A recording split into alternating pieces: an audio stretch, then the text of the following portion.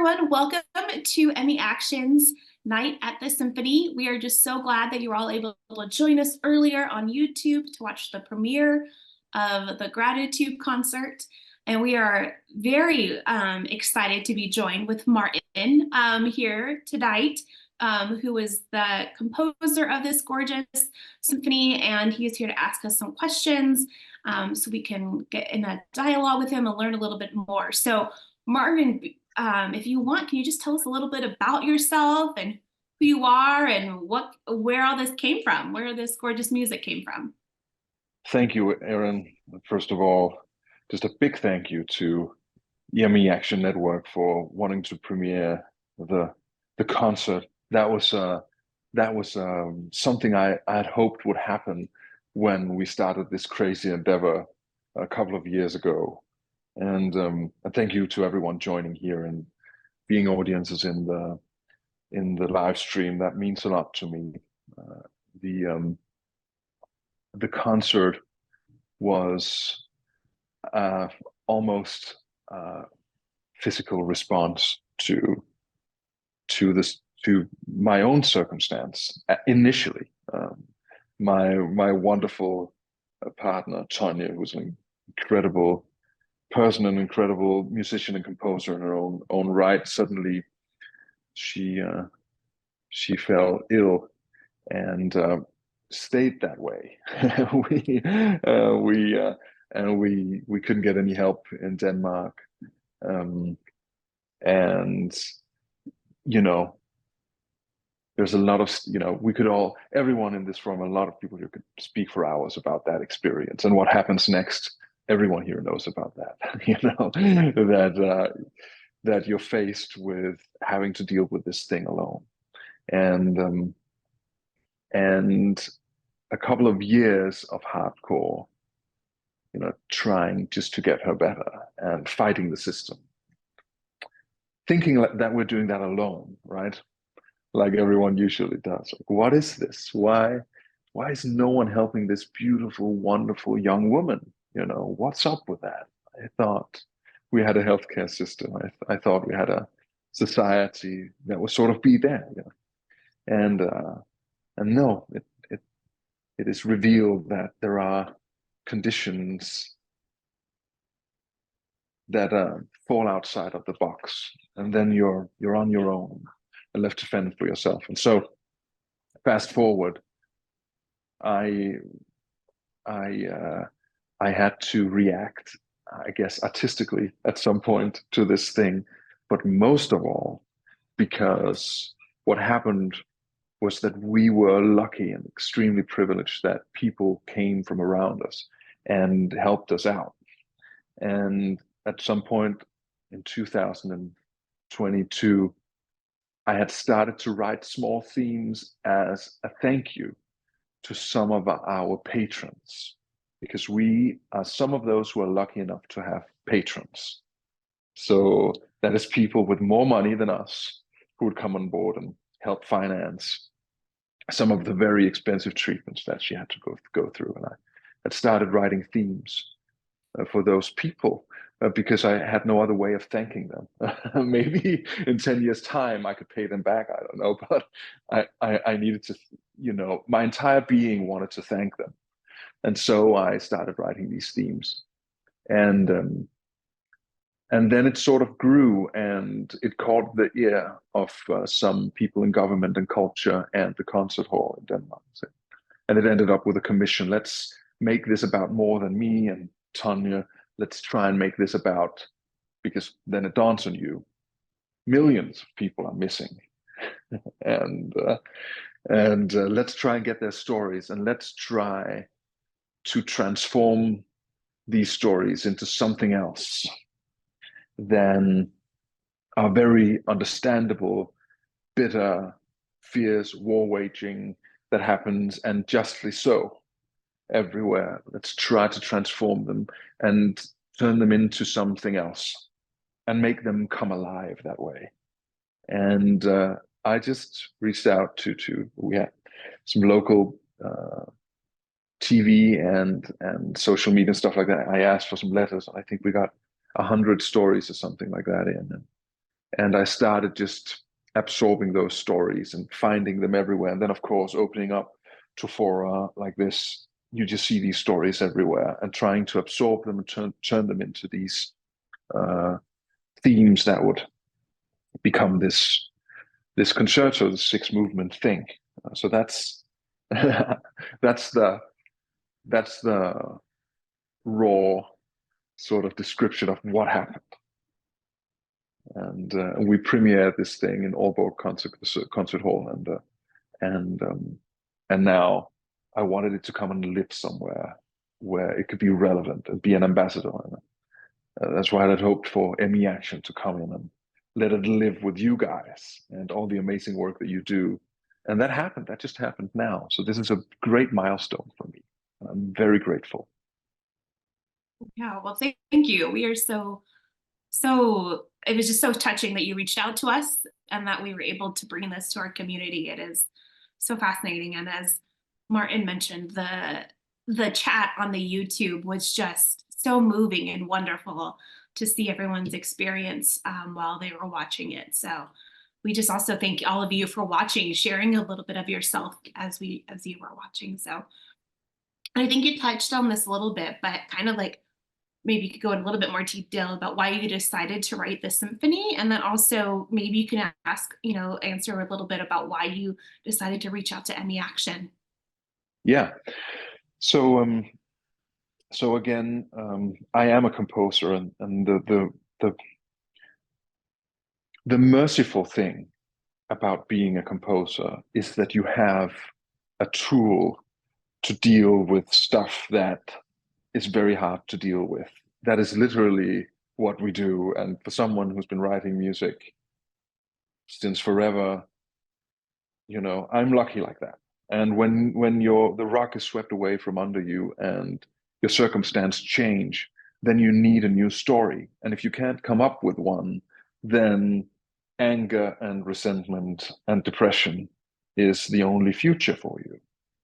And I realize that I'm very lucky when I look at the people I have around me, and also in the way that Tanya is as a person, always extremely hopeful in spite of tremendous pain and suffering constantly. And and I knew that there was a little chance that I could perhaps bring a little bit of catharsis um, to especially people who, Tanya was in a way, and this is every time you mention something that's beautiful and good, there is a shadow side, and we have to choose sometimes, right? Which one we pick. So I can focus on that with Tanya and say one of the beautiful things is that before she went ill, and she's going to come back to life, I just want to say that this is not forever, and I insist on that. But one of the beautiful things is that before she fell ill, she had been on huge stages and played in front of thousands of people, and she had gotten recognition like that sort of in society, and and then I think about people who weren't so lucky and who experience this profound sensation of being trapped with everything they want to give to the world and offer the world, just are incapable of have been incapable of getting the chance to do that. And those are the people that I really had in mind. And a lot of the letters that came in was actually, well, of course, was from mothers, right? Either mothers who patients themselves, or caring for a sick husband or a sick child. And the serenade, there's a serenade in the middle of the concert, a quiet little thing led by the violins. And that is a serenade to all mothers. They would shine through, and that sense of responsibility that you see in mothers everywhere going through it's just incredible. And witnessing that and reading their letters really lifted me up in many ways, because they were always optimistic and positive, and even when they were very dire in circumstance. And so I knew I knew that there was some sort of weight in the orchestra, the classical orchestra. These are people that we just saw play here.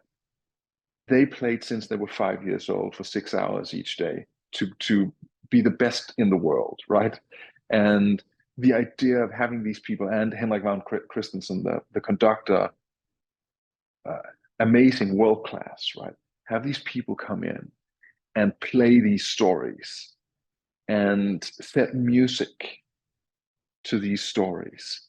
I thought that was a profound homage to people fighting from the shadows, people who are missing from the world and who are currently not given the chance to contribute the way that they were meant to. And I thought I could feel that.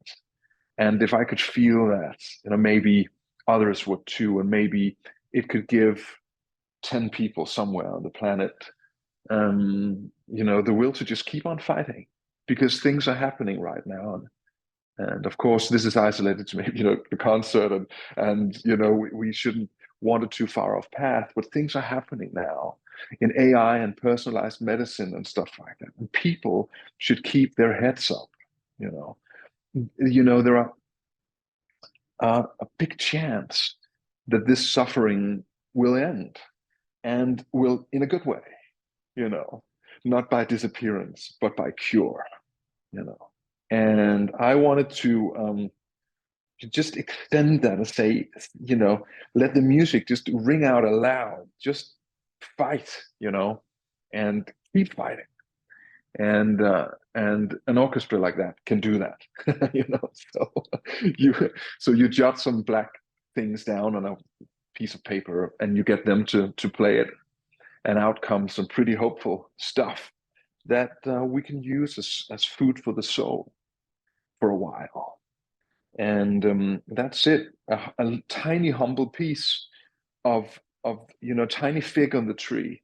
And this is why I wanted it to come in and be part of ME Action's work, because being in Denmark, and of course I've had the privilege of being all around the world, and particularly in the United States a lot, but it's and then it's wonderful to see that organization like this reaches out across borders everywhere. And you can see that, I remember the thing with the shoes, and leading up to the concert, look up, see the shoes with no people in them all around, these wild places, and you realize, hey, these people are spreading awareness. This is the tree we should hang the concert on, and because this is just a little thing in the huge mass of great endeavors across the planet, So that's why I wanted to reach out to you guys, and that was sort of the goal line for me, or at least one of the milestones. If I could get it in front of you guys, and if you could help share it, that would be,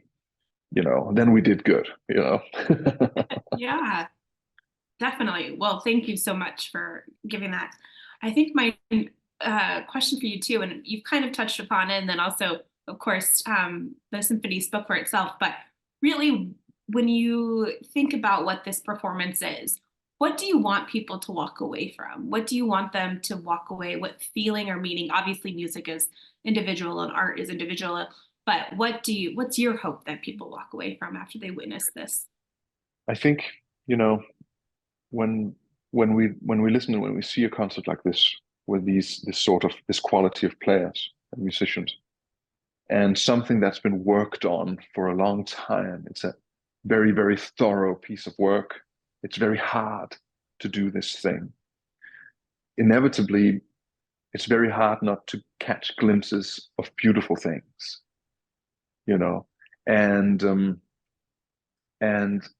there was one thing I thought about, and it's this thing that I tell people, and Tonya and I discuss this a lot, that in society we're all raised with this, right? That when you fall sick, well, you go home from school or your job for a week and you feel better. You come back, right?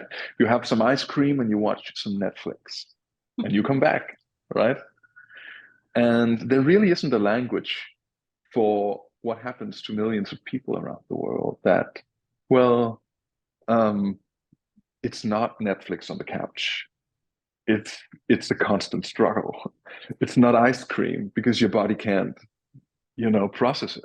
you know, and all of these things. It's a constant awareness. You can't just shut off, just zoom out of life and lean back for a week. I think most people who are engaged with ME Action Network, they would, you know, they would take a week of hardcore COVID or flu any day, you know, you know, as you know, compared to this strange, constant, never-ending suffering, because it's not the same. It's a different kind of suffering. And I came up with this thing. There is in one of the movements, I address this story coming in from a lady who was alone. She was on the heath in her house alone, right?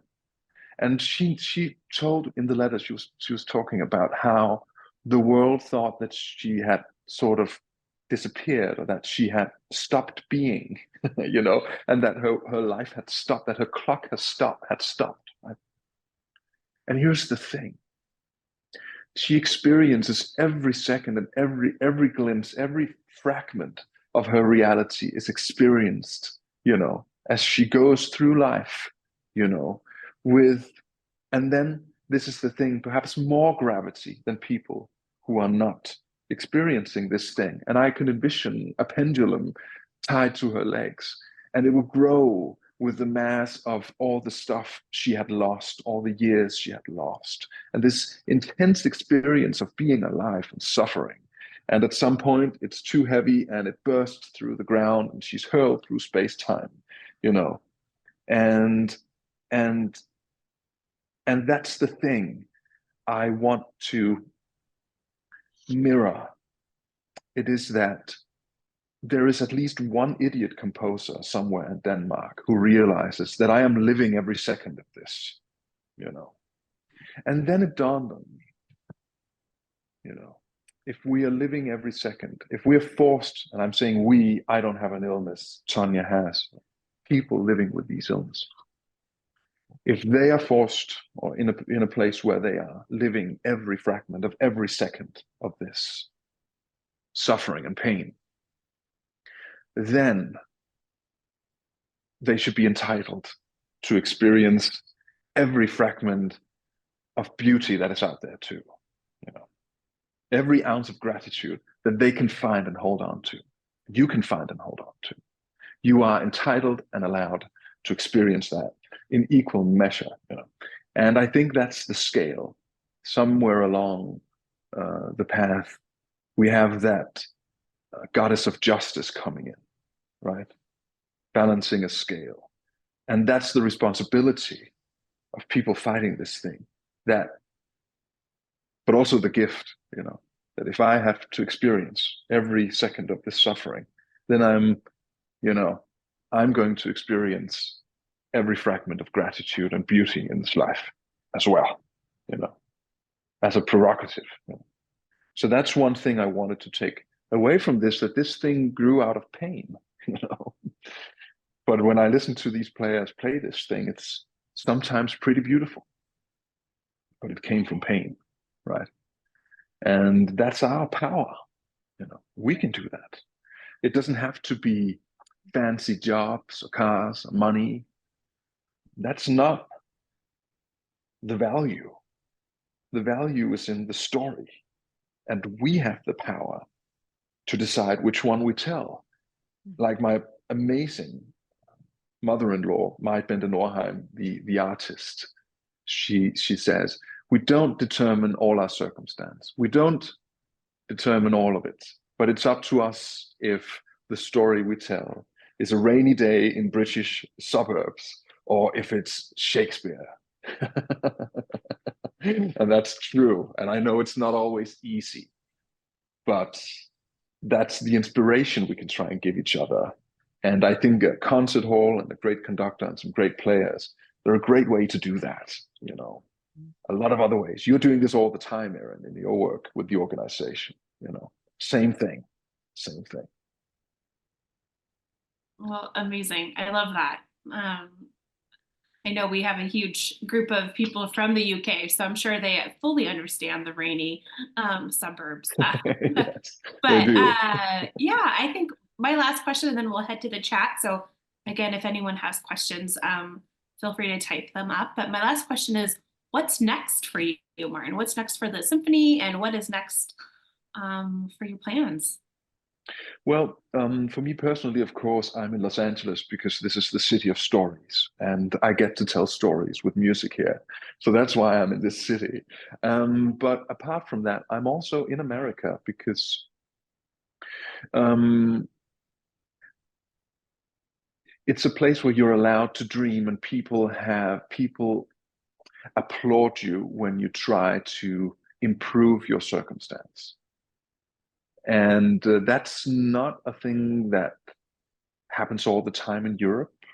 There's a little bit more of a tendency to sort of lie down and take it and sort of just accept you are where you are and maybe it's not going to get better. And that's just not my temperament. And it's not Tanya's temperament. We want to be a place where people, say, you go for it, man, you know. And that's one of the reasons why I'm here and we are here, and also access to medicines and stuff like that. But as for the concert, I could see this go a lot of places. I would really love for the music to be an ambassador for people fighting from the shadows. And I could see a potential like that. Aaron, we were talking about this briefly, and I'm just sort of on the top of my head, I've been thinking about, oh, this country has a lot of beautiful organs everywhere.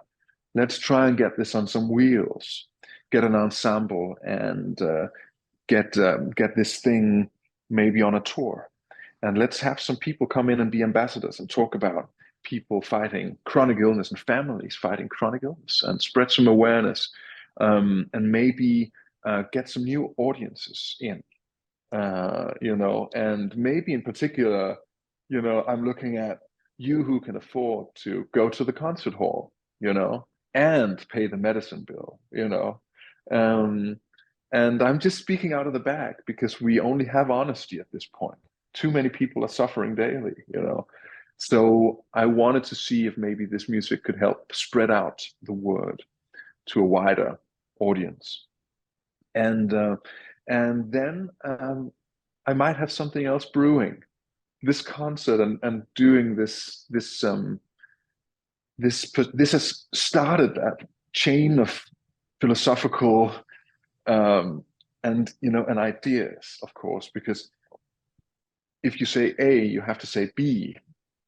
And so a little bit of a chain reaction has started in me in a sort of maybe a bigger picture of identity, but also our position in the universe, to say it as it is, because this feeds into so many things and what it means to be human, and what is this society, and why has identity anything to do with this thing, and what is this? So things are brewing, and I know that I'm going to, in the next year, I will be starting to look at financing another concert. That maybe tries to bring in some other perspectives, but it will still be in this domain. So those are three things I sort of dabble in right now. Wonderful. Well, the chat is blowing up with people telling you a tour is a wonderful idea. So Great. you have fans here. Some That's just good. quick questions that I saw in the chat, and you can feel free, is just if you want to talk a little bit maybe about your partner a little bit and how everything is going. And but obviously we also understand that it's not your story to share necessarily. So but yeah, that was, just people want to know how they are doing.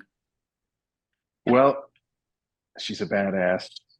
Maybe I should just, do you want to say hi real quick? A wave? She's right there. This is Tanya. She's such a badass. And she's it's no, she's such an inspiration. And it's and she's it's such a broad what everyone realizes is you have to do this yourself. That's the hard truth. there is no, unfortunately, no, unless you have, and not even a lot of money. You have to be very rich, I think, to have a doctor on 24 who can take over the entire thing for you, right? It's really broad, and there are so many opinions out there. And what we've done is we've been hiring a lot of the great doctors in their fields, but we always realize that we are in the middle of the web and that we have to carry the logistics of this thing. And it's been a, like so many people here, like hands up everyone who has like journals like longer than, all of Stephen King's combined work, right? I mean, it's absolutely crazy. And I think one of the things that we're looking at now, we just had her entire genome sequenced, not the 23andMe thing, but the whole genome sequenced. And there is a clinic in Barcelona looking at that currently, and we're looking for clues because everyone is looking for clues, and it's just a constant um, balancing act. Everyone knows this here, and we are constantly juggling diet and science and medicine and all these things, and that keeps her afloat in many ways. And we are actually going into other areas now of supporting also the sort of a little bit more the physical body, and working with chiropractors now, also specialized in these things. And it's very, but this, all of you, that it just takes, it's a full-time job, and it's also more than that. And but we're doing it. Everyone here, is doing it. We're here, we're alive because we're doing it. It's happening. And I think it's very exciting what's happening now. We were talking, me and Son, she can hike. I mean, we go up the mountain, and every day we go up here in Griffith Park in LA, and every day we walk a little bit longer. And some days we have to take, it's a shorter trip, and we take a short trip, and we accept that, okay, we can't go all the way today.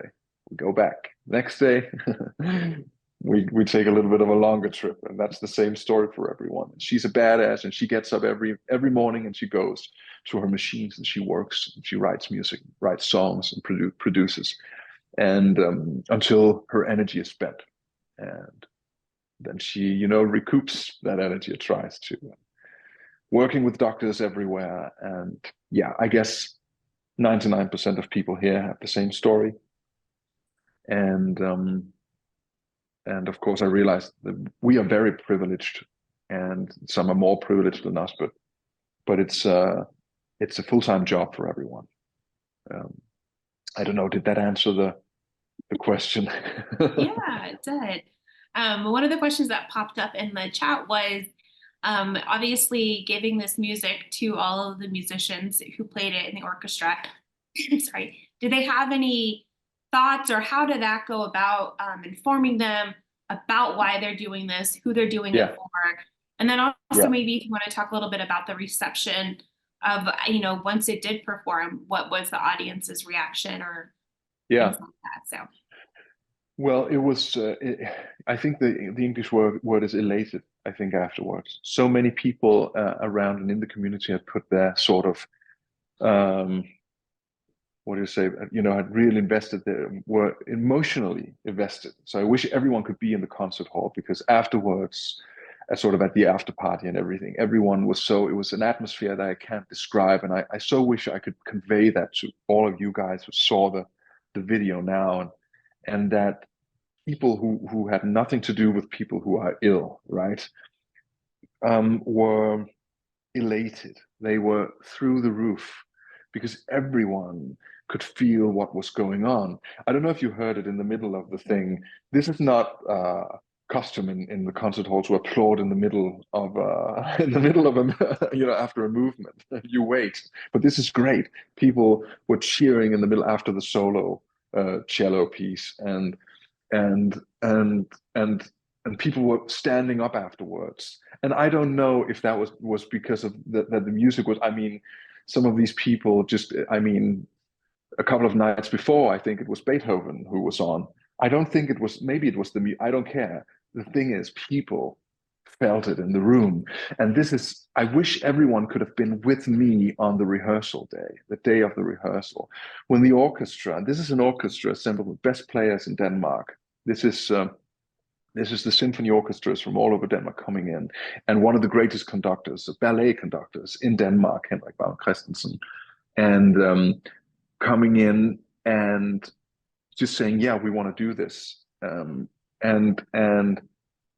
And they were so focused because they knew what it was about, you know. And these are people who deal with the best of the best, you know, and they just gave it their all, their everything.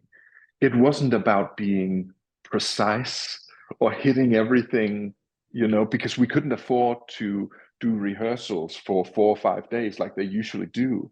These people came in the morning and we had rehearsals, you know, a 5 minute break. Then they had dress rehearsals, right? And then the premiere on the night. And that's insane.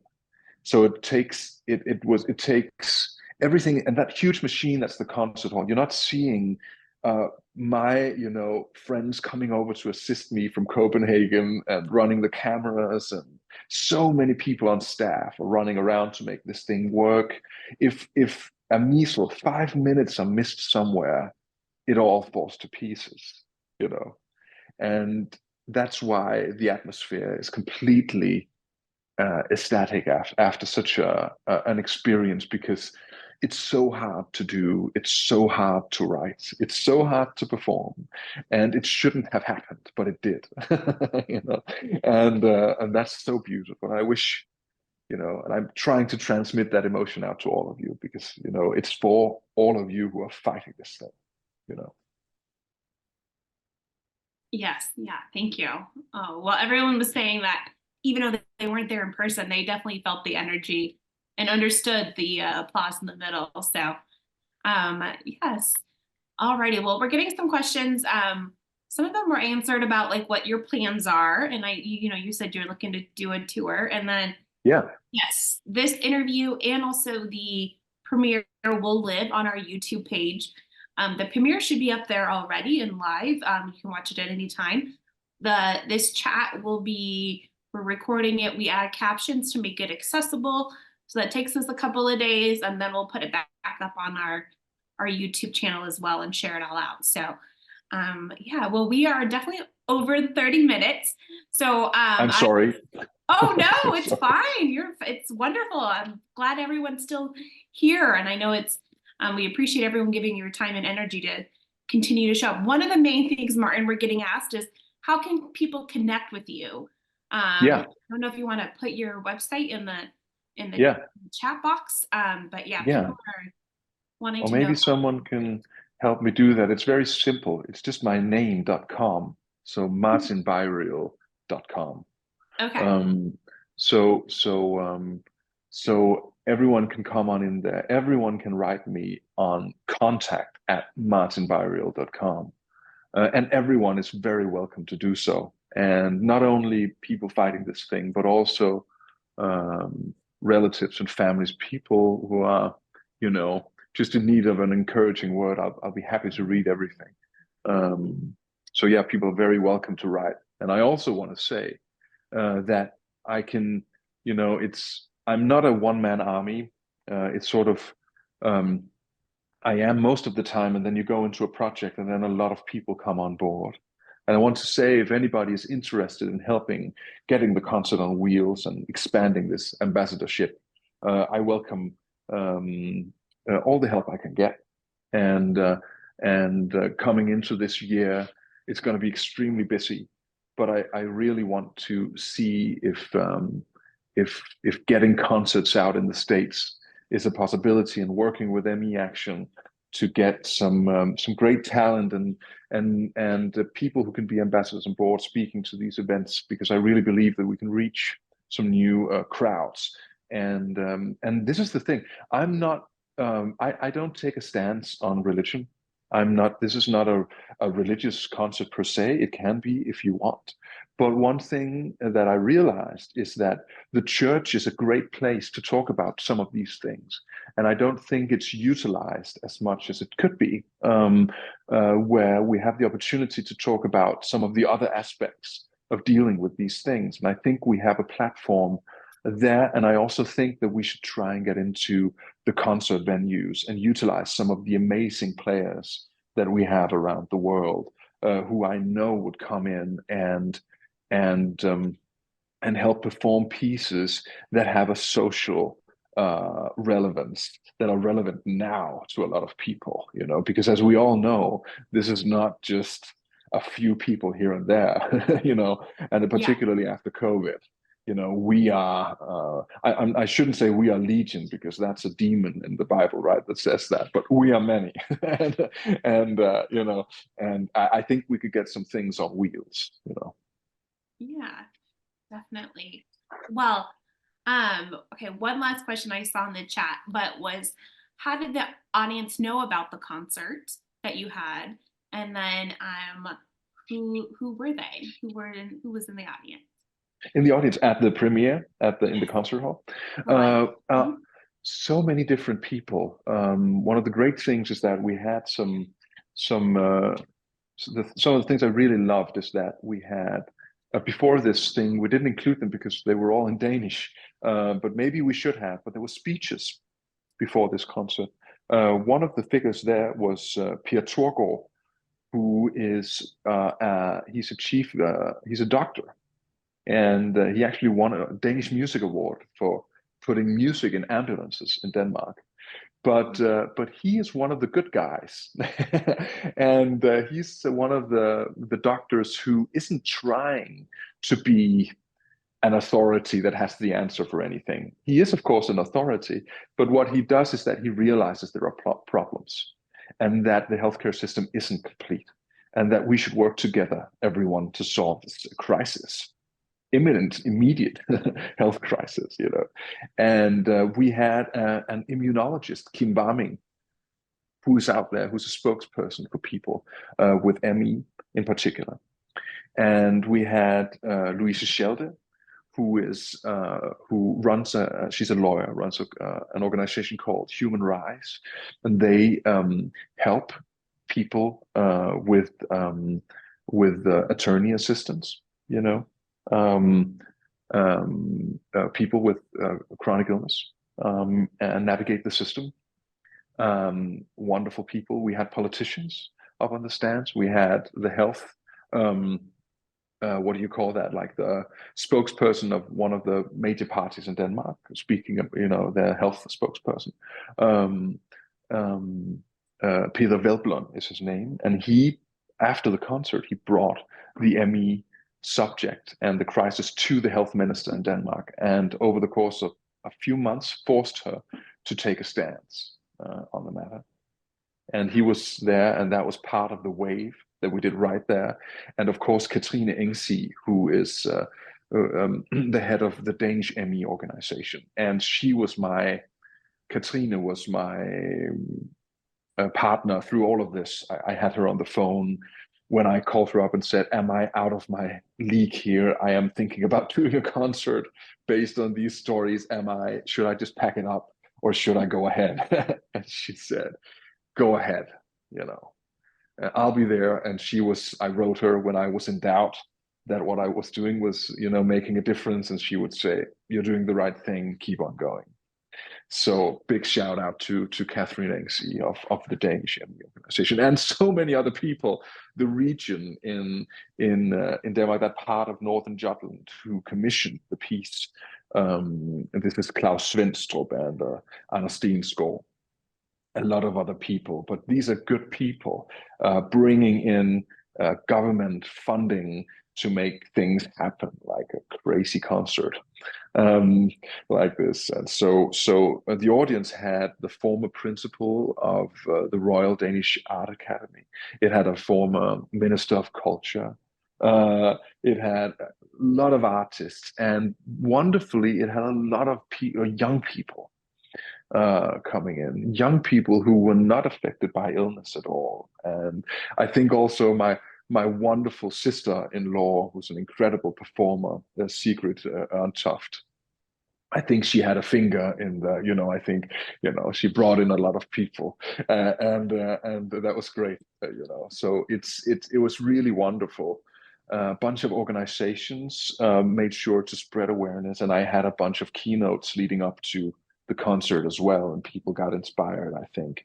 So we had a pretty full concert hall, and it was wonderful, and the atmosphere was, yeah, ecstatic. So important people there for sure. Yeah. Who would, and by important, I mean people who would go on and spread the news, Yeah. Yeah. Wonderful. Good. Well, thank you so much. We will save this chat, Martin, as it's blowing up with people who are just singing your praises and your appreciation. Thank you. And then also some people who are interested in getting in contact with you. Real quick, Emmy Action, we are a grassroots organization, and we are always looking for ways to expand our reach. And so whether it's through modified movement classes, artist salons, or Night at the Symphony, we are always looking for new ways to expand and join and bring more people into the fold. So if you're able tonight to make a donation, it helps us do more of our work and expand what we're able to share and bring to you guys all. So I think in the chat our donate button was shared, but every little bit helps makes a difference for the work that we're doing. And we'll be working with Martin in the coming months to do some more stuff together. So we're very excited to have him on board as one of our partners in a long-term kind of relationship as we figure out what is next and how we can use the symphony within the ME community. So very, very excited. So I will just say thank you all for joining this. I know it's almost been 2 hours, so thank you for your time. Martin, hands down, thank you so much. We just really, really appreciate it. It was a beautiful music symphony and musical piece, and I know it touched so many of our hearts. And then also everyone who's joined us, I know it touched theirs as well. So thank you so much. I appreciate this so much, Sharon. Thank you very much. And thank you, everybody. And to people fighting today, just keep on doing that.